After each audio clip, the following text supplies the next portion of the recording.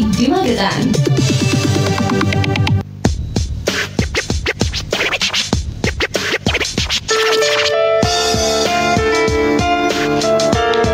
Rasi 90,6 FM, radio keluarga Anda.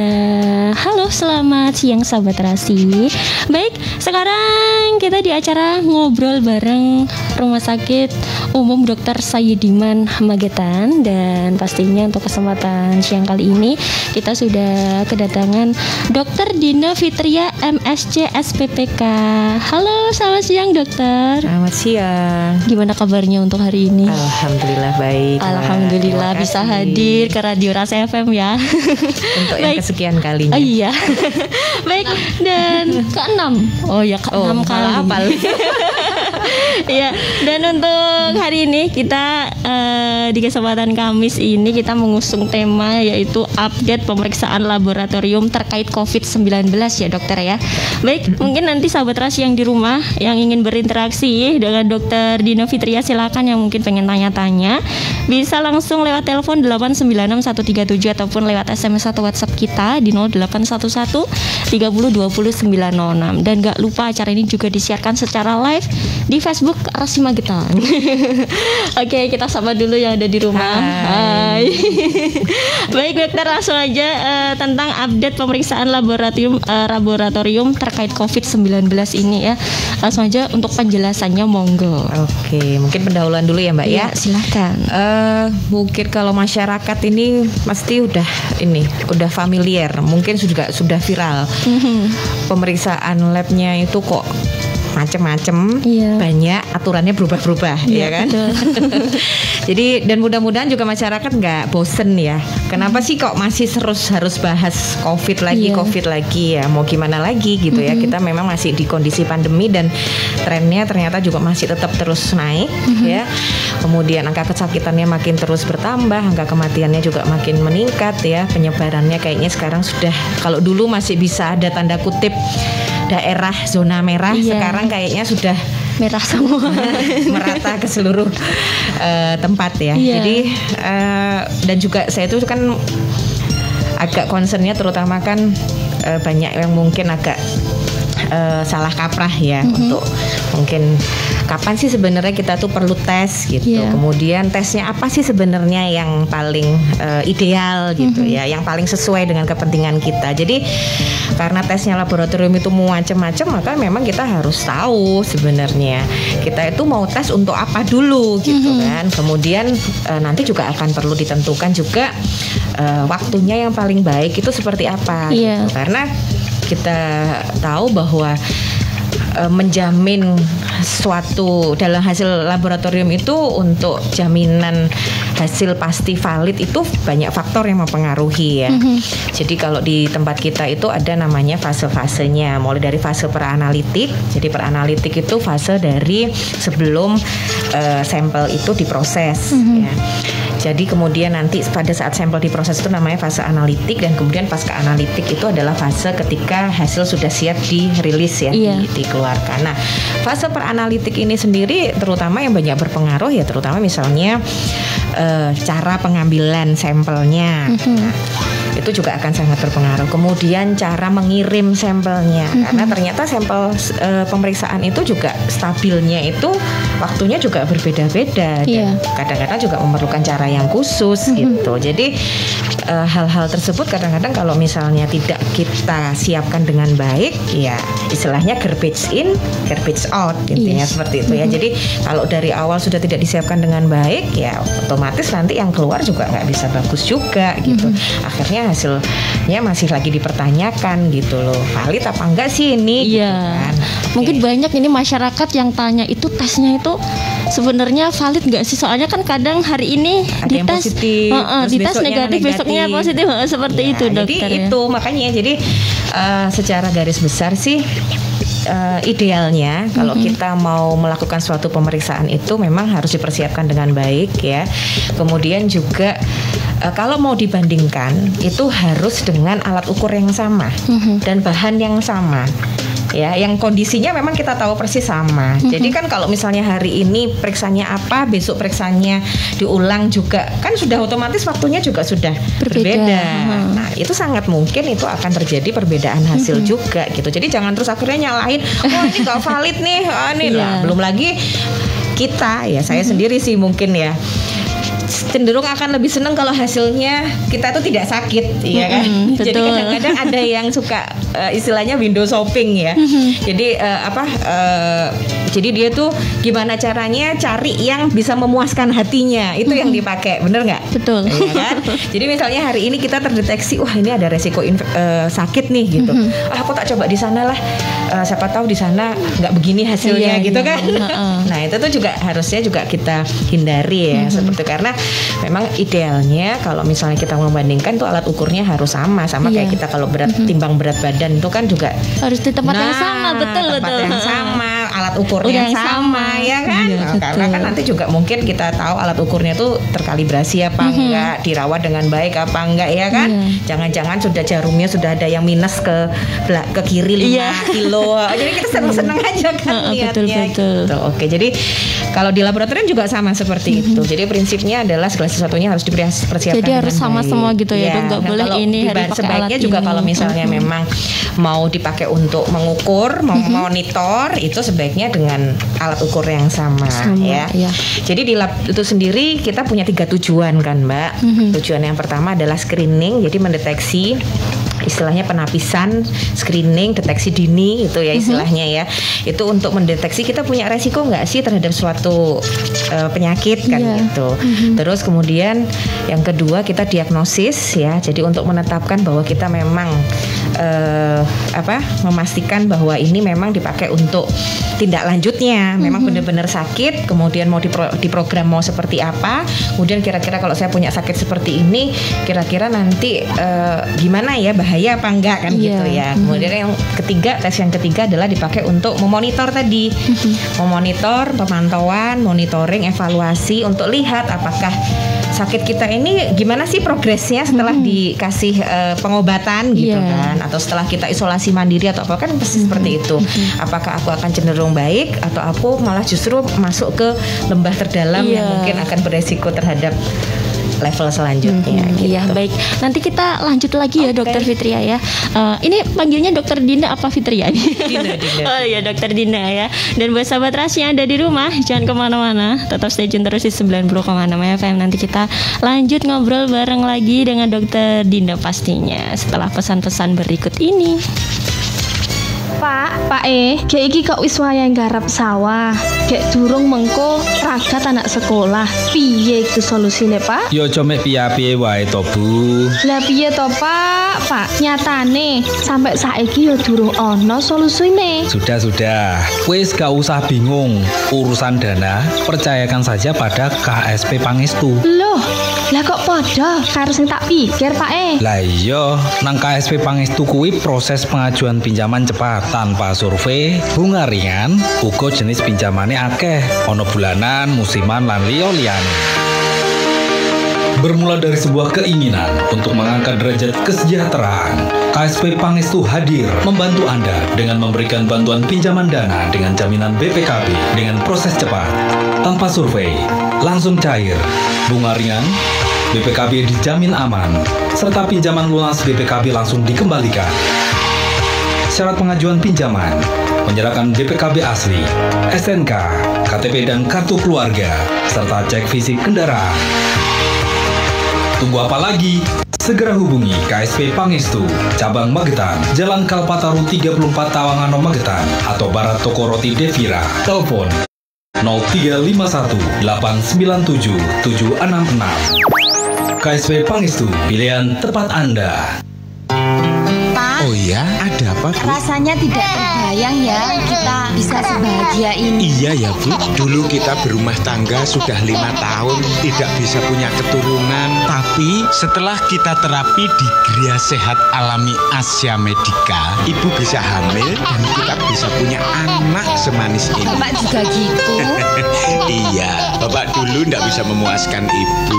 Setelah Bapak menjalani terapi spektakuler kejantanan, langsung bertenaga. olahraga. Benar-benar jos, Pak.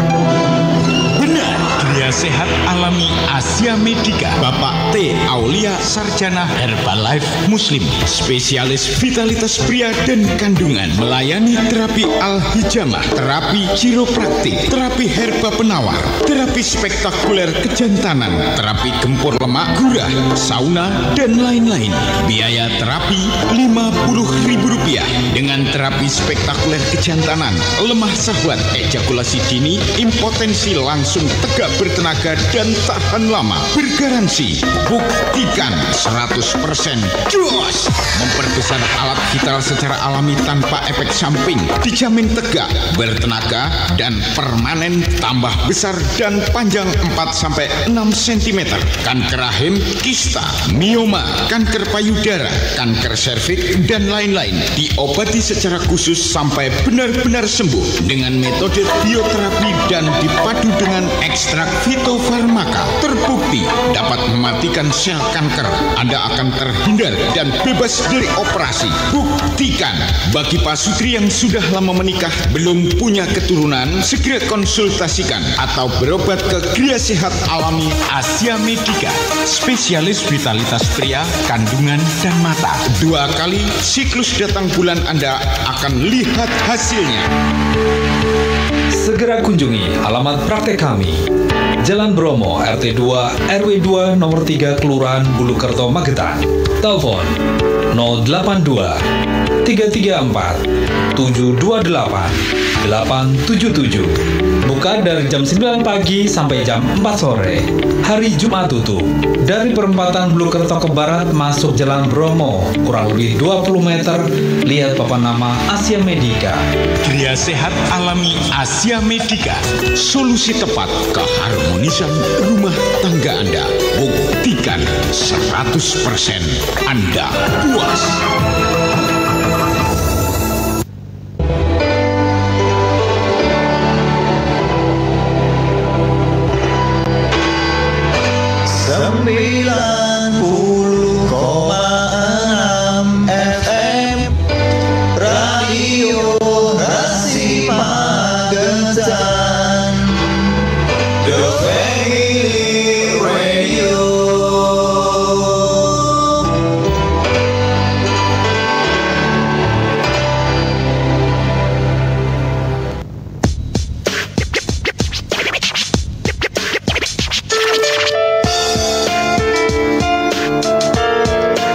Rasi 90,6 FM, radio keluarga Anda. Baik sahabat Rasi, kita masih di acara ngobrol bareng RSUD Dr. Saidiman Magetan bersama Dr. Dino Fitria, MSCS PPK ya, mengenai update pemeriksaan laboratorium terkait COVID-19 ya.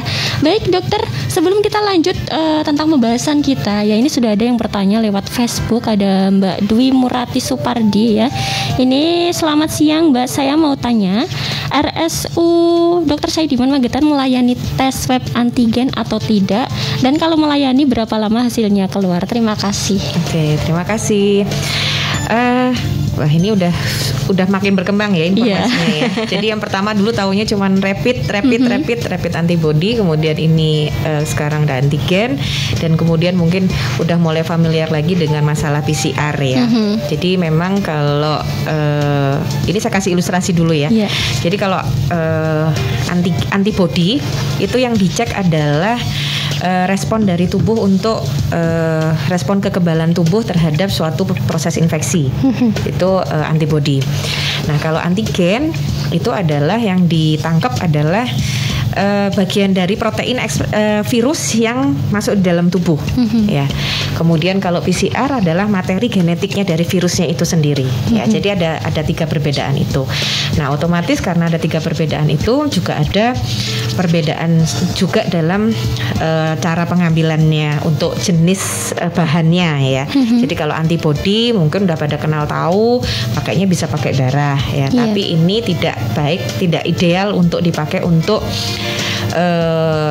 diagnosis, untuk penetapan kasus. Jadi biasanya hanya dipakai untuk pada kondisi-kondisi yang surveillance. Jadi untuk penelitian epidemiologi, cuman untuk mau melihat seberapa banyak sih sebenarnya paparan infeksi di suatu masyarakat gitu. Atau pada kondisi-kondisi khusus misalnya yang tidak mungkin kita lakukan swab ya, yaitu misalnya di populasi-populasi yang padat, misalnya kayak di lapas gitu ya, di panti Wreda gitu. Itu kita pakai untuk antibody.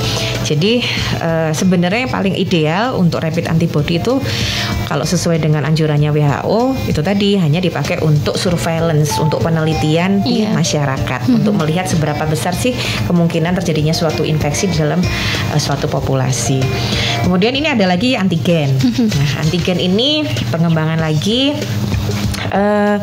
kita materialnya pakai swab, ya, jadi pakai apusan untuk pengambilannya, jadi sedikit lebih tidak nyaman ya. Jadi kalau yang sudah pernah ada ngerasain pasti ada rasa ngilu-ngilu, nggak nyaman, karena memang harus diambil langsung dari area yang terpapar oleh virus ya, yang punya reseptor yang paling banyak biasanya di saluran nafas atas, yaitu di daerah nasofaring. Jadi bagian hidung paling mentok belakang, ya, sampai duk pokoknya ya.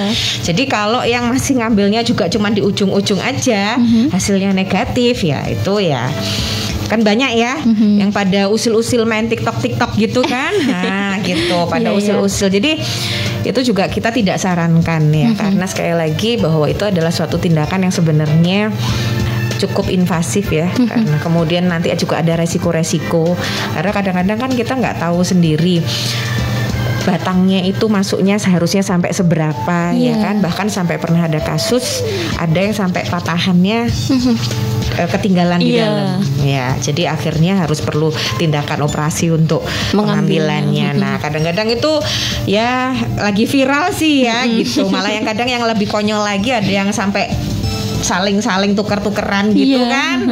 Kemudian karena sebenarnya tindakan itu sangat-sangat potensial infeksius ya, sehingga memang harus hati-hati dalam proses pengerjaannya.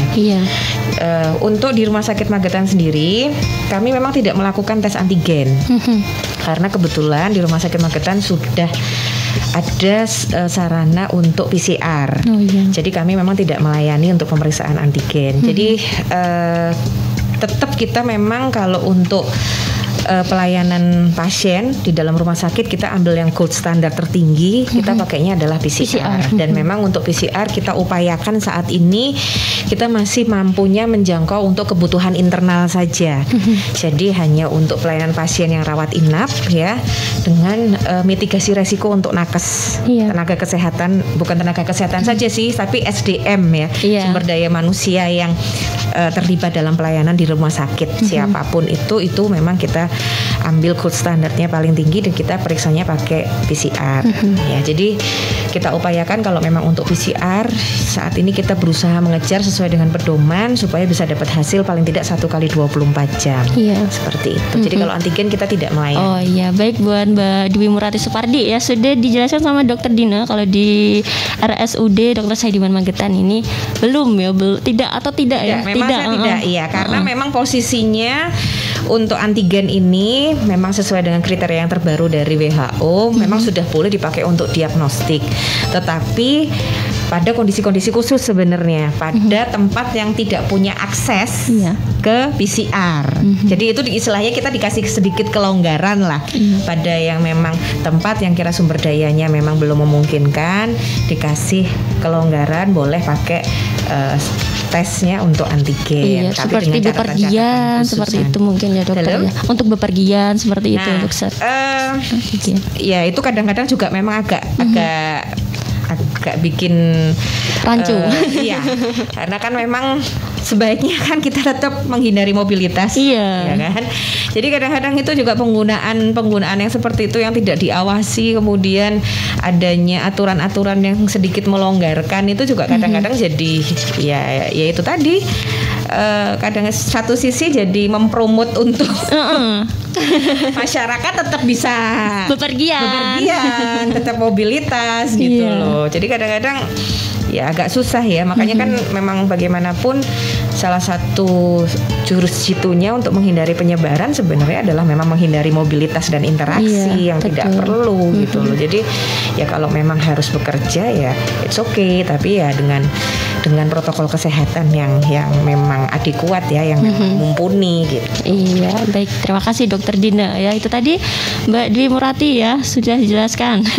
Tidak melayani swab antigen ya, kalau PCR juga untuk tenaga-tenaga internal saja seperti itu. Mitigasi resiko di internal. Jadi kalau misalnya pasien nanti rawat inap, kemudian memang ada resiko ya. Jadi kan memang di rumah sakit sendiri kita kan ada berlakukan screening ya. Tadi yang saya bilang tadi deteksi dini.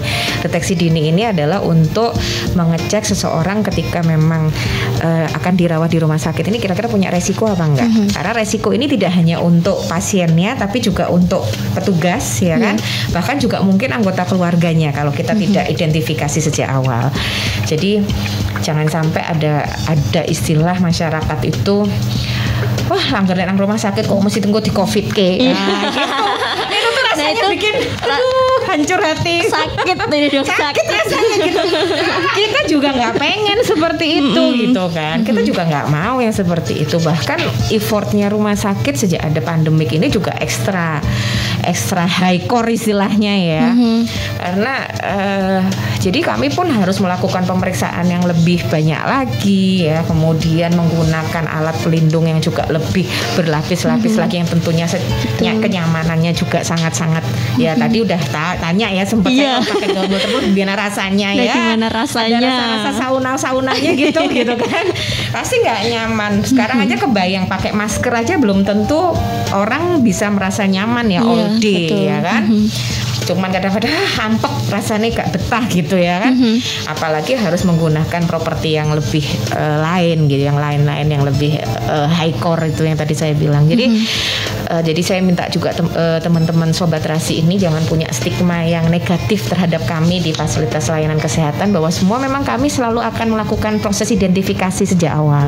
Jadi baik itu nanti kita akan tanya riwayat sakitnya, riwayat bepergiannya, kemudian kita juga akan cek ya. Jadi kalau di laboratorium cek yang dipakai untuk identifikasi awal biasanya kita pakai hematologi, pakai darah rutin, darah lengkap otomatis gitu yang temennya HB dan sebagainya itu. Kalau yang sudah familiar masalah, nanti kita lihat di situ gimana sih kadarnya darah lengkapnya itu tadi. Yang terutama nanti akan dilihat adalah panel-panel infeksi, yaitu rasio, jadi perbandingan antara kadar dari neutrofil dengan limfosit. Nah, itu nanti yang dianggap cukup berperan untuk dipantau. Kemudian nanti yang kedua dilihat lagi kadar limfosit absolutnya. Jadi itu yang diduga sampai saat ini berperan terhadap proses infeksi virus, di mana kalau virus COVID ini menyerang maka kadar dari limfositnya ini akan turun banyak, jadi sampai di bawah 1.500, dan ini bisa dipakai juga untuk monitor beratnya infeksi gitu. Jadi kalau dia turunnya makin banyak ya, jadi hari pertama misalnya jadi sama kayak demam berdarah ya. Kalau demam berdarah kan dulu trombosit nih yang dilihat nih gitu. Nah, kalau di COVID ini salah satunya bisa pakai limfosit ini. Limfositnya waktu hari pertama masuk dia masih 1.600 gitu. Kemudian hari ketiga kok turun di 1.400 gitu. Makin hari kok makin turun. Nah, ini harus hati-hati, berarti dia mungkin ada resiko ke arah perberatan ya. Perburukan ke arah penyakit. Nah, ini harus dieksplor lagi nih kita. Ada nggak nanti keluhan-keluhan yang memang memberatkan. Nah, terus yang lainnya yang kita eksplor selain darah lengkap otomatis tadi, nanti akan dibuat rasio.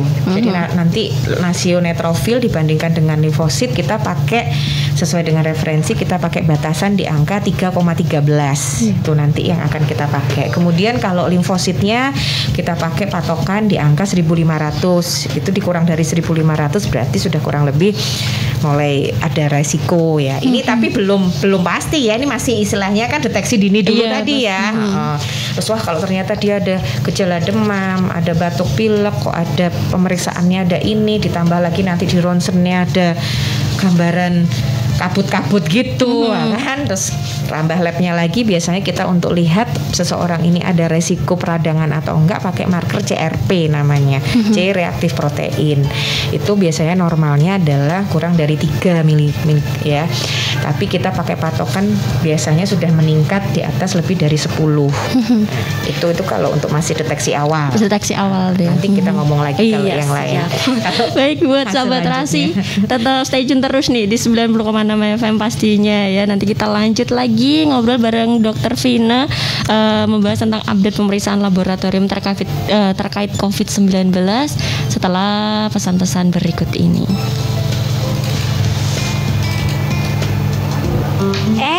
Pak Andi. Oh ya Pak, gimana kesehatan mata istri Bapak? Alhamdulillah Bu, setelah ditetesin tetes mata Prima Netra, penglihatan istri saya berangsur membaik. Tetes mata Prima Netra Pak? Wah, kalau begitu saya mau coba buat ibu saya deh. Soalnya ibu saya juga sudah lama menderita katarak.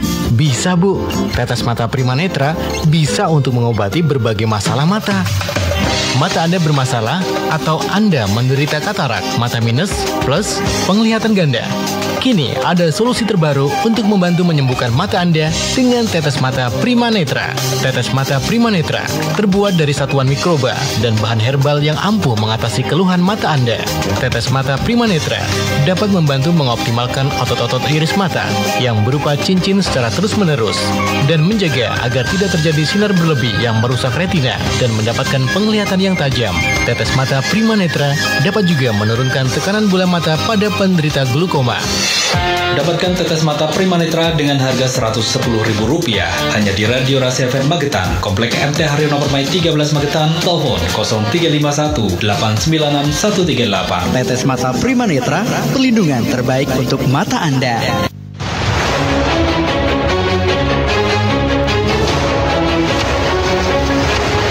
Perumahan Bakti Asri Regency Magetan, hunian sejuk berkonsep Metropolis.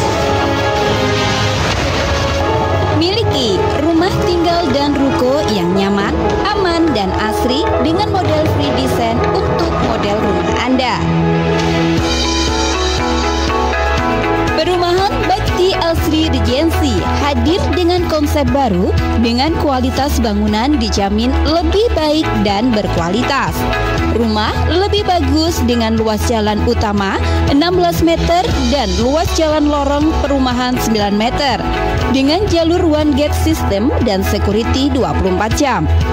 Perumahan Bakti Asri Regency terletak di poros jalan negara dengan luas 11 hektar. Menyediakan rumah dengan model yang eksklusif untuk Anda. Di antaranya tipe 100 2 lantai, tipe 80A 2 lantai, tipe 80B 2 lantai, tipe 62 1 lantai, tipe 51 lantai, tipe 45 1 lantai, dan tipe 36 1 lantai.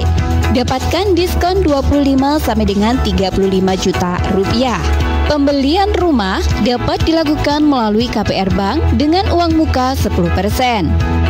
Uang muka dapat diangsur 3 kali untuk semua tipe rumah dan bank sesuai dengan keinginan pembeli, atau pembeli secara in-house selama 1 tahun tanpa bunga. Dapatkan sertifikat hak milik. Untuk keterangan lebih lanjut, silakan datang dan menghubungi kantor marketing kami di Jalan Magetan Mospati kilometer 4 Magetan dengan nomor telepon 0351 819 7865 dan nomor HP 082 257 780 577.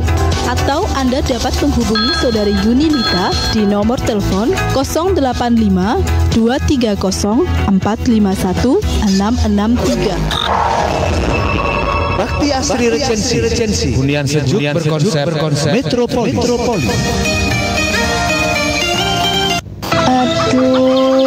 Aduh, awak rasanya keringgingan terus. Ada apa toh Bu? Ini Pak, penyakitku kambuh lagi. Kan sudah dioperasi, kok kumat lagi Pak? Udah, gak usah keras-keras. Malu, ayo ke rumah Bapak Yusnaidi. Sopo? Bapak Yusnaidi. Aku emoh diajak dolan. Dolan piye? Bapak Yusnaidi itu ahli mengobati berbagai macam penyakit, termasuk penyakit kanker ibu. Benar, Bapak Yusnaidi ahli mengobati penyakit kronis atau menaun tanpa pijat, tanpa injeksi, tanpa operasi, hanya dengan minum ramuan serta dibantu ilmu kebatinan. Insya Allah semua penyakit bisa kami sembuhkan dalam waktu singkat. Penyakit yang terbukti sembuh: rematik, asam urat, kencing manis, kencing batu, batu ginjal, katarak, kanker payudara, kanker rahim, kanker ganas, kanker jinak, gondok, hernia, turun brok, ambeien, wasir, lumpuh, stroke, prostat, liver, sakit kuning, mah, ulu hati, batuk, TBC, asma, pilek menaun, jantung koroner, lemah syahwat, mani encer, keputihan, tidak punya keturunan, tumor ganas atau jinak, dan lain-lain. Semua penyakit tersebut dapat kami sembuhkan dalam tempo yang singkat dengan pengobatan sistem tradisional modern menggunakan ramuan alami yang sudah digiling halus agar mudah diminum dan bebas efek samping karena ditangani oleh para ahli berpengalaman di bawah pembinaan Dinas Kesehatan. Bapak Yusnaidi buka praktek dari jam 8 pagi sampai jam 5 sore. Hari Minggu tetap buka. Alamat praktek Jalan Raya Solo Madiun, perempatan Kincang Jiwan atau Timur Taman Ria Iswahyudi. Sasaran dari Terminal Madiun naik Kol jurusan Ngawi atau Magetan, turun di perempatan Kincang. Dari Terminal Mauspati naik jurusan Madiun, minta turun di perempatan Kincang atau Timur Taman Ria atau Jembatan, kurang lebih 500 meter. Lihat papan nama pengobatan tradisional. Bagi Anda kaum wanita, tidak usah malu-malu atau ragu-ragu karena ditangani langsung oleh Ibu Mary.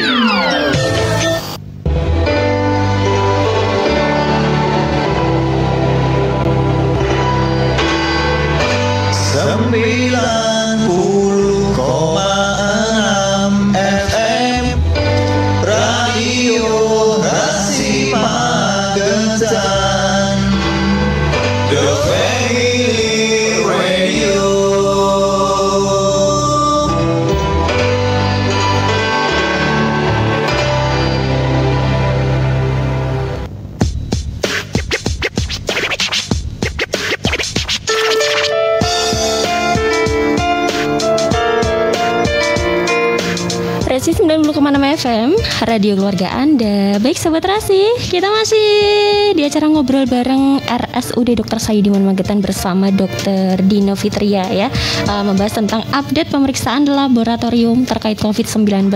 Dan mungkin Sobat Rasi yang ada di rumah yang ingin berinteraksi, monggo silahkan ya lewat telepon 8961137 ataupun lewat SMS atau WhatsApp kita di 081130200906 ya. Baik, kita lanjut lagi Dokter Dina ya. Tadi kita sudah membahas tentang deteksi awal, deteksi dini seperti itu ya. Lanjut lagi monggo. Oke, untuk jadi, deteksi berikutnya. Jadi kalau tadi posisinya kalau deteksi awal tadi ya, kalau kita lakukannya di rumah sakit seperti itu pakai darah lengkap otomatik, kemudian pakai CRP ya, sampelnya bisa dari sampel yang sama, kemudian tambah lagi ya biasanya ada yang masih pakai identifikasi awal masih pakai rapid antibody ya. Tetap masih pakai itu. Jadi prinsipnya semua pemeriksaan di laboratorium yang hasilnya bisa didapat dalam jangka waktu 2 jam itu namanya rapid. Jadi jangan salah kalau mau tes itu misalnya Mbak aku mau tes rapid, rapid apa dulu gitu, karena rapid itu adalah istilahnya metode ya, metode secara umum. Kemudian kita harus pastikan lah yang mau dites apa.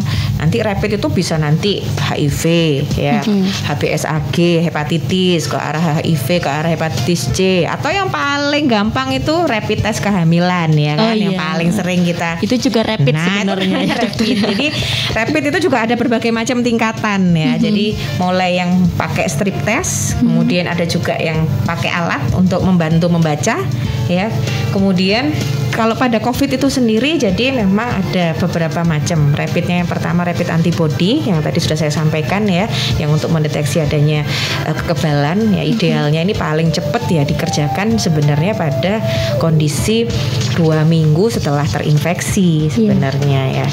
Kalaupun dia sudah ada gejala ya paling cepat ya 8 hari setelah ada gejala. Jadi memang tidak tepat sebenarnya kalau dipakai untuk diagnosis. Kemudian yang kedua, rapid antigen.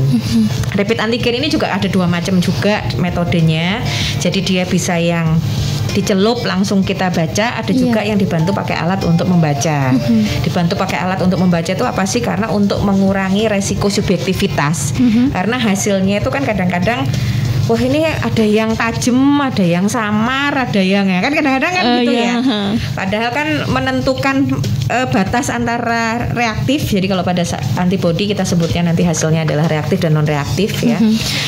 Itu kadang-kadang batasnya tipis sehingga kadang-kadang kita harus perhatikan benar prosedurnya. Jadi nggak bisa disamakan satu alat dengan yang alat yang lain. Jadi kadang-kadang tuh sampai ada suatu pabrikan itu mengeluarkan derajat kejelasan hasil gitu ya. Jadi ada gradingnya istilahnya. Gradingnya dia dari grading 1 sampai grading 10. Nah, bisa dikatakan dia mulai benar-benar reaktif itu pada derajat dia jelasnya di posisi level keempat. Misalnya 4 ke atas berarti dia positif. Kemudian 3 ke bawah dia negatif. Nah, ini yang kadang-kadang memang kita itu harus hati-hati. Ada yang cuma sekedar asal meriksa ya. Kemudian entah itu mungkin vaskes ya, mungkin juga meriksa mandiri atau mungkin kadang-kadang cuma cari yang murah saja, yang tidak memperhatikan masalah validasi dari alat ukurnya itu juga harus diperhatikan ya. Jadi kalau pada antibodi seperti itu. Kemudian antigen juga begitu, sama dia kalau dulu sih memang kita sebutnya non reaktif sama reaktif itu sebenarnya untuk membedakan dengan PCR. Karena kalau PCR tuh kita positif sama negatif itu kan lebih pasti untuk menegakkan ke arah diagnosisnya ya, dia sakit beneran apa enggak. Kalau antigen itu sebenarnya tetap posisinya adalah paling ideal adalah dia itu sebagai tetap deteksi dini pada orang yang bergejala, pada orang yang bergejala dan pada yang memang ada resiko kontak erat. Itu memang yang jadi posisinya antigen itu sebenarnya masih sama seperti itu. Dan kalau misalnya dia dibaca dengan alat itu adalah untuk menghindari subjektivitas. Dia juga sama, dia bisa dibaca mata meter istilahnya kita ya, pakai mata kita sendiri atau nanti dibantu dengan alat. Kemudian kalau PCR pun juga ada yang rapid gitu. PCR pun itu bagian dari deteksi untuk asam nukleat ya, materi genetiknya virus. Jadi alatnya pun juga variasinya juga banyak. Iya.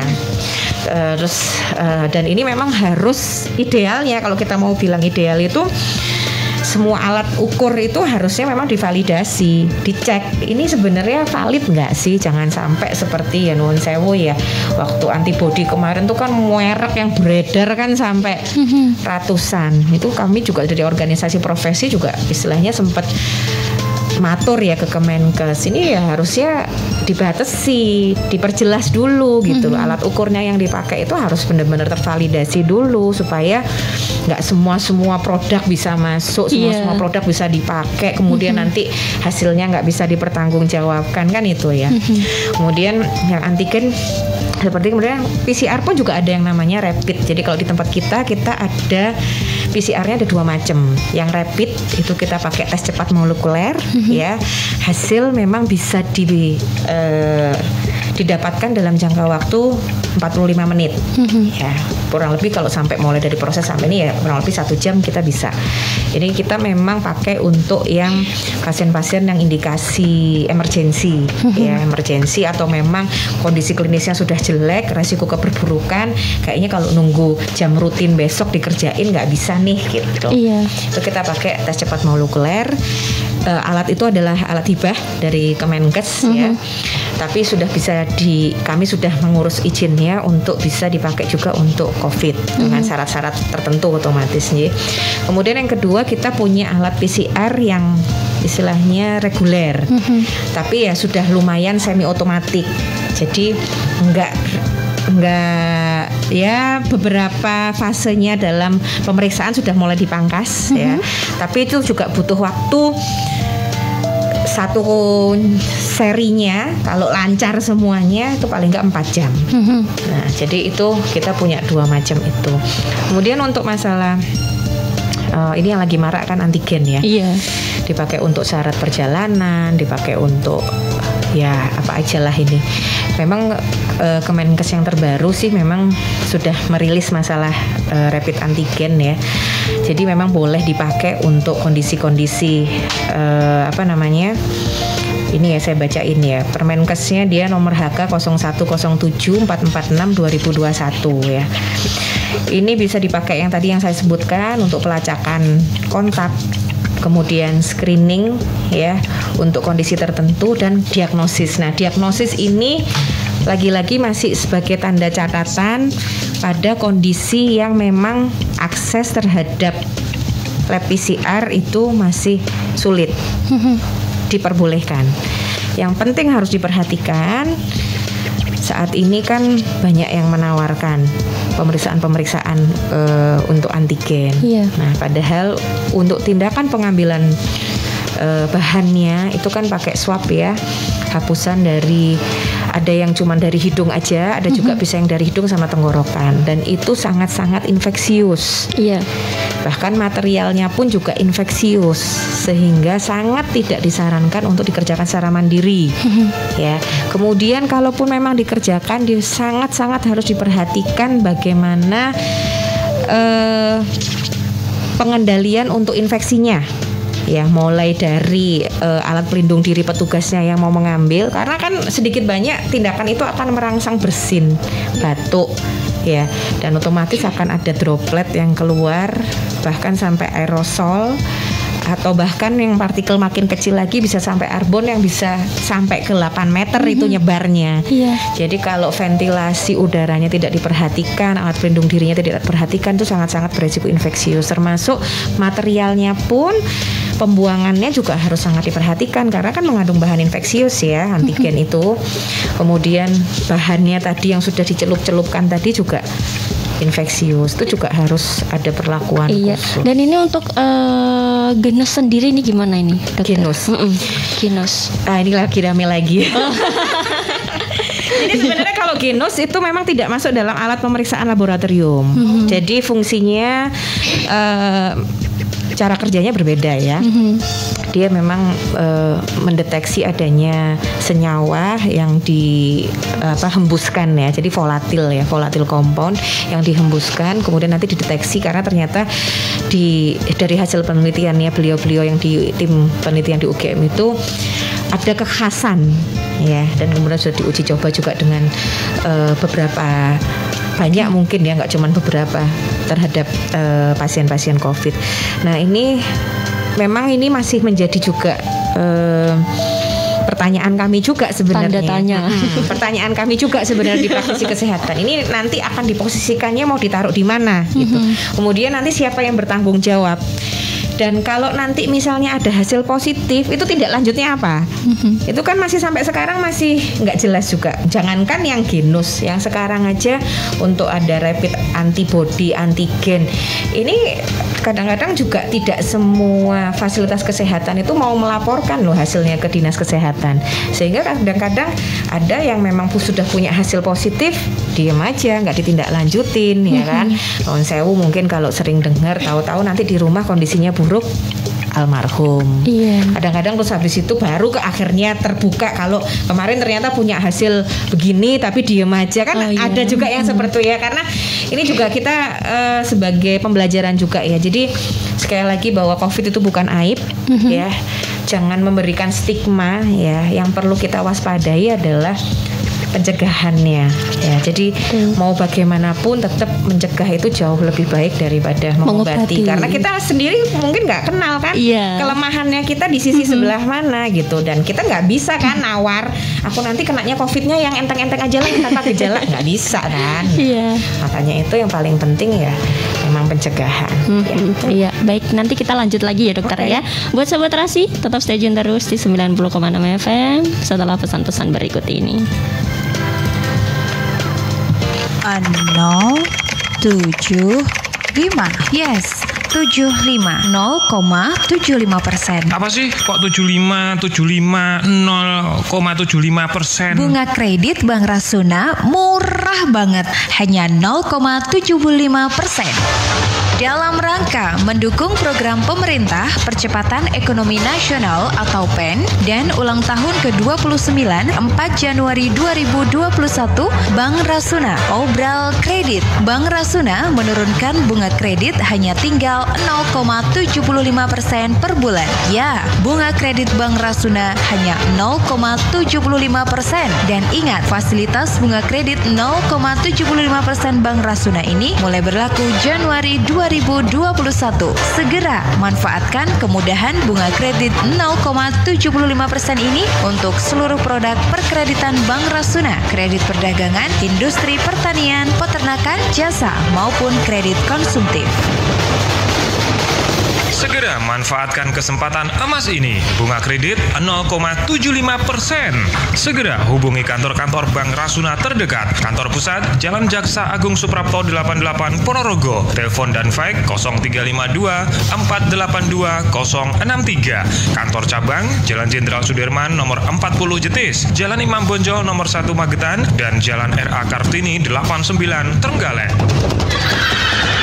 Kantor pelayanan kas Jalan Yosudarso 6 Kauman Sumoroto, Jalan Raya Ponorogo Pulung, Jalan Raya Madiun 45 Grupit Jenangan Ponorogo, Jalan Batoro Katong 56 Ponorogo, Jalan Raya Badekan Wonogiri Badekan, Jalan Jenderal Sudirman 58 Balong, Jalan Sunan Kumbul 25 Sawu, Jalan Raya Pacitan 11 Laung, Jalan Jenderal Sudirman 76 Genengan Kawedanan Magetan, Jalan Raya Mauspati Magetan 149 Mauspati Magetan, Jalan Kampak Munjungan, Bendo Agung Trenggalek, Jalan Raya Ponorogo Magetan, Danyang Sukosari Ponorogo, Jalan Raya Panean Magetan, Jalan Raya Trenggalek Tulungagung Pogalan Tulungagung.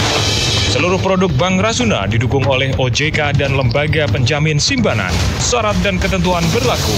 Maju bersama kami, Bank Rasuna.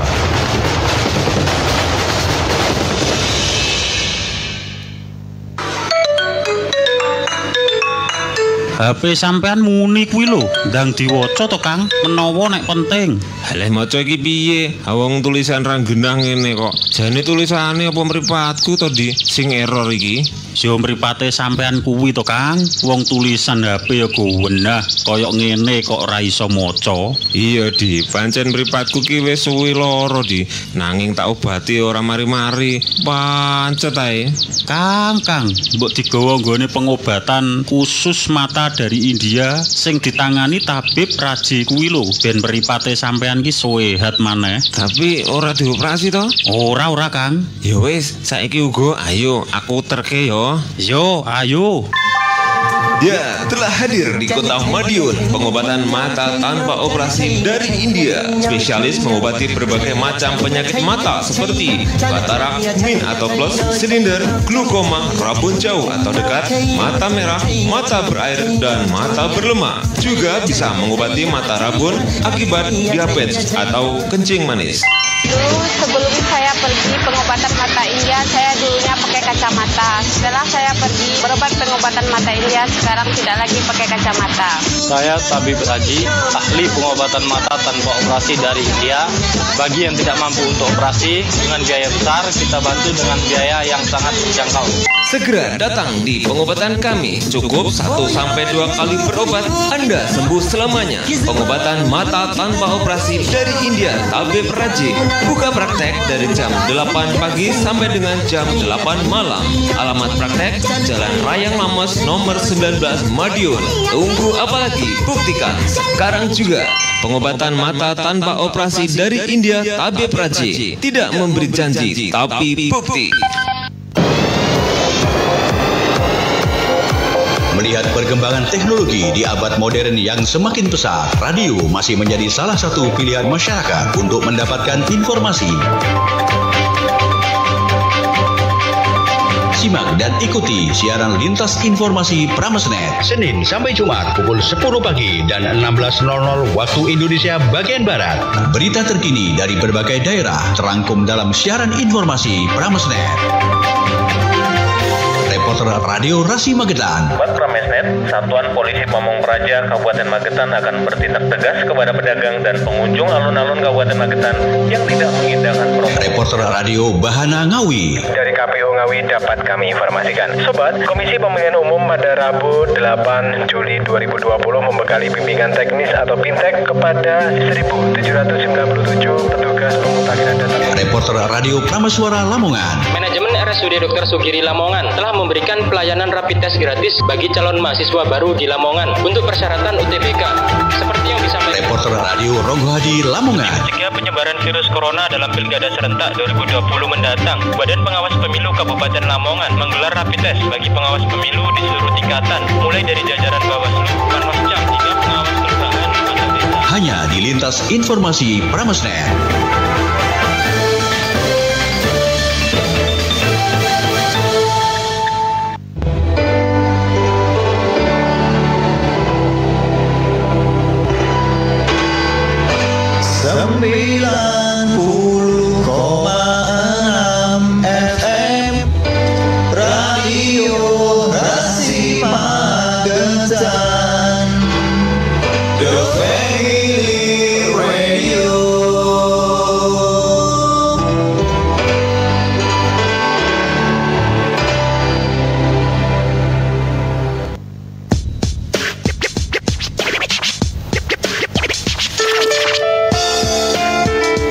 Rasi 90,6 FM, radio keluarga Anda. Baik sahabat Rasi, kita masih di acara ngobrol bareng bersama RSUD Dr. Saidiman Magetan. Ada Dr. Dina Fitria MSc SPPK ya, yang menemani kita siang hari ini ya. Baik dokter, ini nggak terasa ya, kita sudah di sesi terakhir. Tadi kita sudah membahas tentang genus juga. Ada pertanyaan. Ini mungkin saya sedikit bahas lagi masalah lab yang agak sering diributin ya, terutama di diagnosis untuk masalah PCR itu adalah CT value, nilai CT. Wah, ini soalnya kemarin sempat ada kejadian di rumah sakit itu ada yang ngeyel banget minta nilai CT. Jadi memang sesuai dengan instruksi. Jadi kalau kita memang laboratorium itu ada di bawah supervisi dari Litbangkes ya, untuk segala macam teknisnya. Itu memang sesuai rekomendasi WHO tidak disarankan untuk mengeluarkan nilai CT karena memang CT ini harus hati-hati untuk interpretasinya, untuk memaknainya ini butuh kejelian khusus dan keahlian khusus ya. Sehingga sesuai rekomendasi WHO memang kita tidak mengeluarkan nilai CT ya. Mungkin berbeda bermakna pada teman-teman atau masyarakat yang memang melakukan pemeriksaan PCR secara mandiri. Ya, kalau PCR secara mandiri biasanya memang laboratorium akan memberikan penjelasan yang lebih detail karena kan itu nanti dipakai bahan untuk konsultasi ya. Intinya kan harapannya seperti itu, nggak lagi dimaknai dengan sendirinya. Jadi kemarin tuh di tempat kami sempat ada yang ribut minta CT. Terus ya kami sampaikan bahwa memang secara rekomendasi CT value tidak perlu dimunculkan karena CT value itu adalah batas untuk amplifikasi. Jadi kalau di PCR itu kan ada proses fotokopi material genetik supaya dia itu bisa memendarkan sinyal yang untuk ditangkap. Nah, batasannya itu tuh antara setiap reagen, setiap alat tuh beda-beda. Jadi nggak bisa kita tuh bandingkan juga. Kalau aku periksa di lab A, CT-ku 35. Batasnya itu untuk dan setiap bahan dan reagen itu nanti punya batas. Kapan dia tuh dinyatakan positif, kapan dia dinyatakan negatif. Kalau di tempat kami batasannya untuk yang alat PCR yang reguler itu adalah 40 untuk dua macam target ya. Targetnya itu kami target gen N dan target ORF3A. Sementara kalau yang untuk TCM tadi yang gen expert yang rapidnya PCR tadi kita dua target gen E dan gen N2. Nah, itu batasnya dia bisa sampai 45. Nah, ini nggak bisa kita bandingin gitu ya. Kita pokoknya taunya ini hasilnya positif sama negatif aja. That's it gitu. Nggak usah kita bandingin. Kadang-kadang ada juga yang aku nggak mau, aku mau periksa di sana, soalnya kalau yang di sana batasannya cuma angka 27, jadi aku cepat negatifnya. Gitu juga kali kan gitu ya. Jadi itu juga harus diperhatikan. Kemudian yang lain juga tadi waktu pengambilan sampelnya itu juga akan pengaruh. Orang yang memang masih di awal-awal infeksi atau justru di akhir-akhir infeksi, ketika memang fragmen-fragmen genetik virusnya itu masih sedikit, ya mungkin terdeteksinya juga akan kecil ya, CT value-nya kesannya tinggi, tapi bukan berarti dia itu kan, makanya kadang-kadang di hasil pemeriksaan itu kan ada tulisan kalau hasil negatif masih mungkin di bawah level deteksi alat. Nah, kan bisa jadi karena dia masih sangat kecil sekali, fragmen virusnya bisa diidentifikasi sehingga dia kecil ya. Jadi prinsip itu saja yang dilihat, harus positif sama negatifnya, nggak usah ngeributin masalah CT value, nggak usah bandingin ya. Kemudian kalau yang sebelum saya tutup, jadi yang ketiga fungsinya laboratorium tadi adalah untuk monitor, evaluasi untuk kita resiko ke arah perbaikan atau perburukan. Yang bisa dipakai tadi contohnya yang tadi limfosit tadi ya, bisa dipakai. CRP juga bisa dipakai. Kemudian kita juga mesti mengevaluasi juga fungsi-fungsi anggota tubuh yang lain, karena ternyata COVID itu tidak hanya menyerang satu tempat saluran nafas saja, tapi dia bisa menyerang ke semua organ, hampir semua organ ya. Jadi kadang ada yang datang dengan stroke karena dia memang ada yang diserang kebetulan adalah yang sensitif adalah di situ ya. Ada yang mungkin serangan jantung ya. Betul. Jadi kita pun juga akan monitor ke arah fungsi-fungsi organ yang lain ya. Termasuk kalau misalnya sampai sudah ada resiko ke arah perburukan.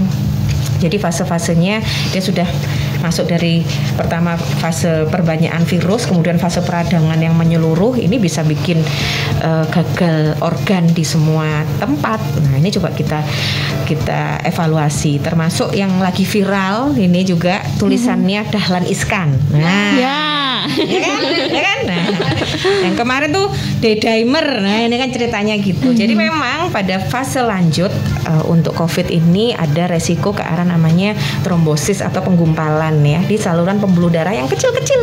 Nah, itu kadang-kadang memang efeknya agak lambat ya, delay, tapi itu sangat vital karena dia langsung mengenai pembuluh darah kecil di organ-organ yang vital dan bisa berdampak fatal kematian. Nah, itu juga yang lagi diekspor sekarang ini adalah pemeriksaan namanya D-dimer.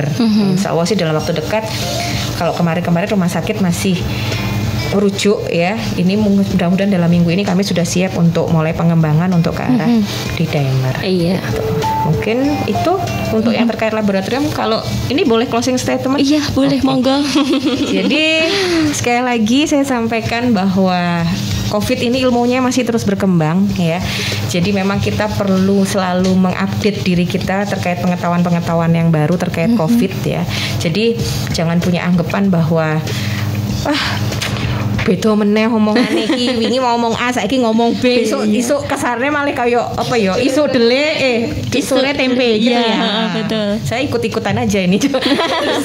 Jadi ini kita harus selalu update, selalu memang kita juga salah satu langkah kita untuk survive adalah kita harus terus belajar ya, mengupdate. Kemudian yang kedua saya titip kepada semua masyarakat Sobat Rasi, kita sekecil apapun bisa sebagai agen edukasi ya. Tentunya ya yang diedukasikan adalah yang materi-materi yang valid ya, jangan yang hoax-hoax ya. Kemudian yang ketiga, tetap lebih baik mencegah daripada mengobati. Vaksin terbaik kita adalah 3M ya. Kita menjaga iman kita menjaga imun kita. Yang ketiga, kita menjaga aman kita. Aman kita bisa kita lakukan dengan cara 5M ya. Yang pertama adalah memakai masker. Yang kedua adalah, ini saya sambil presentasi. Iya. Jadi yang pertama adalah memakai masker, yang kedua adalah mencuci tangan, menjaga jarak ya. Yang keempat adalah mengurangi mobilitas, menghindari kerumunan. Yang kelima, mengurangi mobilitas dan interaksi.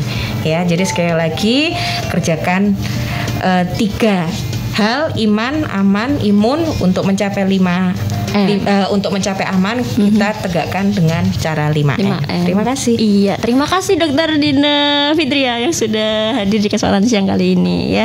Baik, ya sahabat Terasi, kita akhiri dulu acara ngobrol bareng RSUD Dr. Saidiman Magetan bersama Dokter Dina Fitria ya. Dan akhirnya dari kawasan MT Haryono Permai 13 Magetan Karin pamit. Wassalamualaikum warahmatullahi wabarakatuh. Waalaikumsalam warahmatullahi wabarakatuh. Udah ini selesai.